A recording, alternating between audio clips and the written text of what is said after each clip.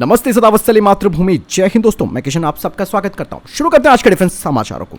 चलिए बढ़ते हैं डिफेंस अपडेट की तरफ। दोस्तों, भारतीय सेना ने अब फ्यूचर की यानी कि भविष्य की योजना को देखते हुए अपनी तैयारियों को मजबूत करना शुरू कर दिया और भारतीय सेना एक बड़ा प्लान अब बनाने जा रही है, जिसमें कि साफ तौर पर भारतीय सेना का मानना है कि वो रूस और यूक्रेन जंग से बड़ा सबक ले रहे हैं, जिसे देखते हुए वो अब अपनी तैयारियों को पुख्ता बना रहे हैं। अब भारतीय सेना अपने रॉकेटों की क्षमता को 300 किलोमीटर से ज्यादा तक बढ़ाने वाली है, जिसके लिए भारतीय सेना ने अपने देसी रॉकेट सिस्टम यानी कि पिनाका को और ज्यादा ताकतवर बनाना शुरू कर दिया है। क्योंकि भारतीय सेना ने ये चीज ऑब्जर्व भी करी कि रशिया यूक्रेन जंग में जो लंबी दूरी के रॉकेट सिस्टम्स हैं वो काफी महत्वपूर्ण भूमिका निभा रहे हैं और ये पूरी तरीके से गेम भी चेंज कर सकते हैं। हाल ही में DG artillery lieutenant general Adosh Kumar ने कहा है कि पिनाका जो सिस्टम है वो भारत की स्वदेशी हथियार की एक सफलता है, इसीलिए हम पिनाका रॉकेट की रेंज को और बढ़ाना चाहते हैं। यही वजह है कि उन्होंने कहा कि हम पिनाका रॉकेट की रेंज को बढ़ा रहे हैं, जिसके लिए डीआरडीओ के साथ काम चल रहा है और भारतीय सेना में अब जल्द ही नए हथियार और सिस्टम्स भी शामिल किए जाएंगे, जिसमें कि K9 और एडवांस टोड आर्टिलरी गन भी शामिल है। दोस्तों, अगर मैं आपको बताना चाहूँगा कि जो करंट सिनेरियो है उसमें अगर आप देखें तो भारत पिनाका के अलावा जो और कई हथियार हैं उन्हें भी विकसित करने के बारे में विचार कर रहा है, जिसमें कि हाई स्पीड वाली मिसाइलें, ड्रोन और कई अन्य जो आधुनिक हथियार हैं वो शामिल है, जिससे हमारी सेना की जो खास करके मारक क्षमता है वो बढ़ जाएगी। बढ़ते हैं नेक्स्ट अपडेट की तरफ। भारतीय सेना की तरफ से कहा जा रहा है कि वो अब उत्तरी सीमाओं पर K9 वज्र, धनुष और सारंग सहित 155 mm की जो आर्टिलरी सिस्टम्स हैं उन्हें तैनात कर चुकी है और 100 K9 वज्र पहले से ही वहां पे डिप्लॉय की जा चुकी है। हालांकि K9 वज्र को रेगिस्तानी इलाके में तैनात करने के लिए तो खरीदा गया था, लेकिन जब गतिरोध चाइना के साथ हमारा बढ़ता गया तो इसीलिए इसे उच्च ऊंचाई वाले क्षेत्रों में बड़ी संख्या में तैनात भी किया गया है।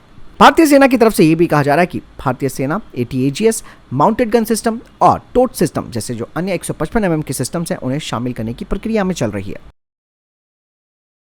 बढ़ते नेक्स्ट अपडेट की तरफ। दोस्तों, भारत उन देशों में अब शामिल हो चुका है जो कि इस वक्त अपने आप को हथियार के क्षेत्र में काफी मजबूत बना रहे हैं और साथ ही साथ जो सिनेरियो वर्ल्ड वाइड चल रहा है उसे देखते हुए अपनी तैयारियों को बढ़ा रहे हैं। ऐसे में दोस्तों एक और बड़ी प्लानिंग भारत की तरफ से की गई है, जिसमें कि अब डीआरडीओ ने काफी तेजी से हाइपरसोनिक मिसाइलों पर काम करना शुरू कर दिया है। जहां दोस्तों एक तरफ भारतीय सेना बैलिस्टिक और क्रूज मिसाइलों को शामिल कर रही है, जिनमें कि 2000 यानी कि 2000 किलोमीटर रेंज वाली निर्भय और 400 किलोमीटर रेंज वाली पल्ले मिसाइल शामिल है। इसके अलावा डीआरडीओ के द्वारा हाइपरसोनिक मिसाइलें तैयार हो रही हैं।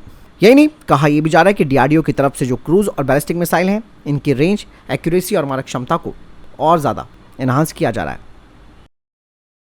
बढ़ते नेक्स्ट अपडेट की तरफ। दोस्तों, इंडियन एयरफोर्स के एक सीनियर अधिकारी ने एक बड़ी बात कही है। उन्होंने कह दिया कि रशिया ने जो अपना single engine stealth fighter jet Su-75 checkmate का जो ऑफर इंडियन एयरफोर्स को दिया है उस पर हम कोई गंभीरता से विचार नहीं कर रहे हैं, क्योंकि Su-75 प्रोग्राम के लिए अभी जो ग्राहक हैं उनसे इसके डेवलपमेंट के लिए इन्वेस्टमेंट की जरूरत है, इसीलिए भारत इस प्रोग्राम पर हाथ नहीं लगाना चाहता। हालांकि रशिया ने अपने इस चेकमेट को अमेरिका के F-35 के खिलाफ पेश किया था, लेकिन अब यह बात साफ हो चुकी है कि रशियन फाइटर जेट खरीदने की अब कोई योजना नहीं है। यानी कि साफ तौर पर उन्होंने कह दिया कि Su-75 के मामले को अगर देखा जाए तो इसके प्रोडक्शन के लिए रशिया के पास कोई सरकारी फंडिंग नहीं है और इसकी वजह से जो विदेशी ग्राहक है उन पर भी बोझ बढ़ सकता है। यानी कि जो इसे खरीदने पर विचार कर रहे हैं, जिन्होंने इन्वेस्टमेंट भी अगर शुरू किया होगा तो उनके लिए एक बोझ बनता जा रहा है और इंडियन एयरफोर्स भी Su-75 चेकमेट में इन्वेस्टमेंट नहीं कर सकती है, क्योंकि भारत अपने AMCA पर काम कर रहा है।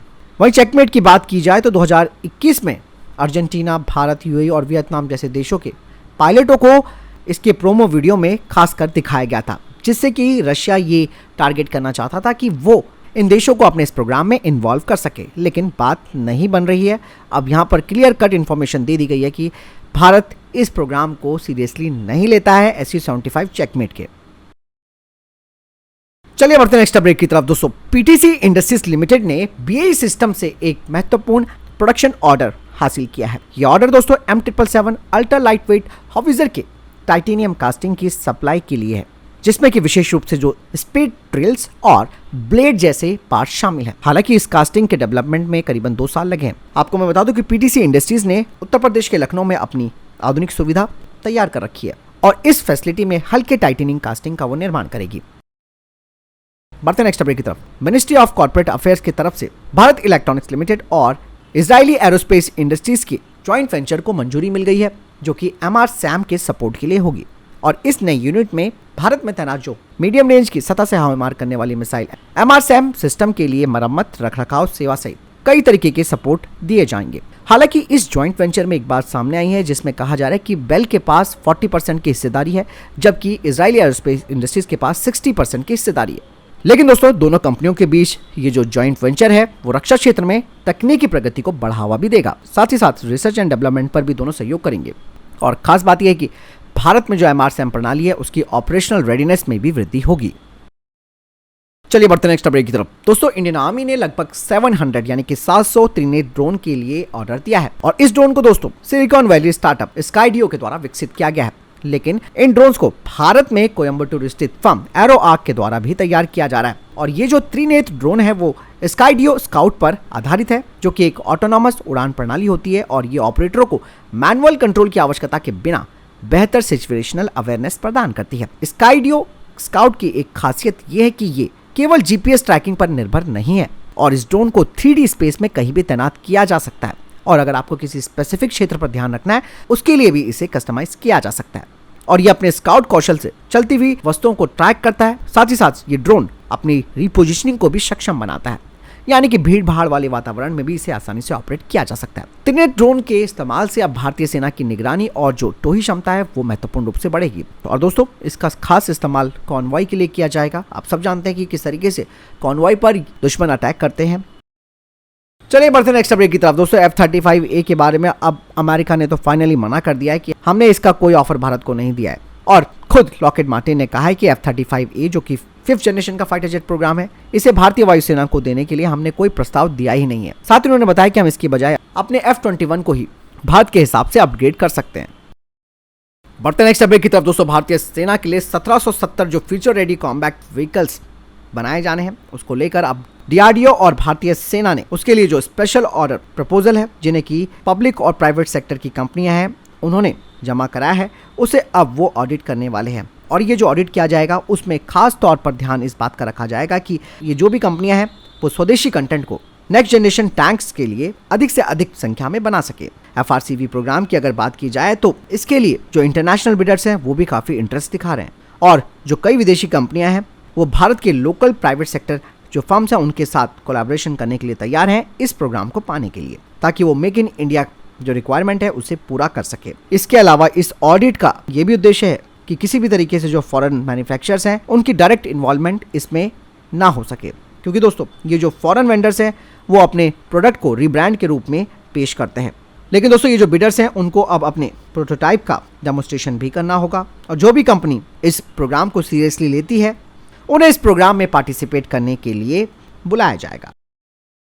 चलिए बढ़ते हैं नेक्स्ट अपडेट की तरफ। दोस्तों, रक्षा मंत्रालय ने एक रिक्वेस्ट फॉर प्रपोजल जारी किया है 198 यानी कि 198 व्हील्ड आर्मर्ड फाइटिंग व्हीकल्स के लिए। साथ ही रक्षा मंत्रालय ने भारतीय वेंडर्स और जो ओरिजिनल इक्विपमेंट मैन्युफैक्चरर्स है उनको इस प्रोग्राम में शामिल करने पर जोर दिया है, जो कि कॉन्ट्रैक्ट साइन होने के 4 साल के अंदर इन्हें तैयार कर सके, क्योंकि भारतीय सेना की इन्हें लेकर काफ़ी सख्त ज़रूरत भी है। आपको बता दें कि ये जो व्हील्ड आर्मर फाइटिंग व्हीकल्स होंगे ये twin launch long range anti tank guided missile से भी लैस होने चाहिए और इनकी जो हिट प्रोबेबिलिटी है वो 90% होनी चाहिए। साथ ही इसमें 30 मिलीमीटर की कैनन भी होनी चाहिए और 7.62 mm कोएक्सल मशीन गन भी होगी।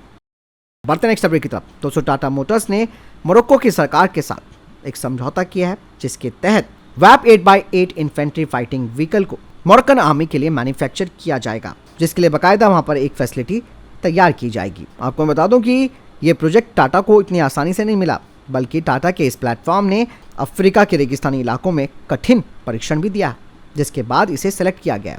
कहा जा रहा है कि टाटा मोटर्स के द्वारा 150 वैप कॉम्बैक्ट व्हीकल्स को शुरुआती तौर पर सप्लाई किया जाएगा मोरक्कन फोर्सेस को और इन्हें 3 साल के अंदर डिलीवर किया जाएगा और जो फैसिलिटी यहाँ पर खोली जाएगी मोरक्को में वो अगले साल तक खोल दी जाएगी, जहाँ से करीबन 100 कॉम्बैक्ट व्हीकल्स को प्रोड्यूस किया जा सकता है। और कहा जा रहा है कि जो नया और पहला वेब प्लेटफॉर्म है जो कि इस फैसिलिटी से रोल आउट होगा वो 18 महीने के अंदर होगा। चलिए बढ़ते हैं नेक्स्ट अपडेट की तरफ। दोस्तों, साउथ अफ्रीका नेवी के चीफ ने ब्रह्मोस हथियार पर अपना इंटरेस्ट दिखाया है, जिसके लिए उन्होंने बातचीत अब शुरू कर दी है। चलिए बढ़ते हैं नेक्स्ट अपडेट की तरफ। दोस्तों, अग्निपथ योजना के तहत अब ब्रह्मोस एरोस्पेस अग्निवीरों के लिए रोजगार रिजर्व करने वाली पहली यूनिट बन चुकी है। इस कंपनी की तरफ से कहा जा रहा है कि उनकी टेक्निकल इंडस्ट्रीज में 15% और जो उनका एडमिनिस्ट्रेशन और सिक्योरिटी रोल्स हैं उसमें जो वैकेंसीज हैं उसमें 50% का आरक्षण उनकी तरफ से दिया जाएगा। फिलहाल इतने तक के टॉप डिफेंस अपडेट वीडियो के सामने कोई प्रश्न जवाब है, आपको कोई सवाल है कमेंट सेक्शन में लिखकर जरूर पूछ सकते हैं। वीडियो को लाइक और शेयर जरूर कीजिएगा। जय हिंद, वंदे मातरम।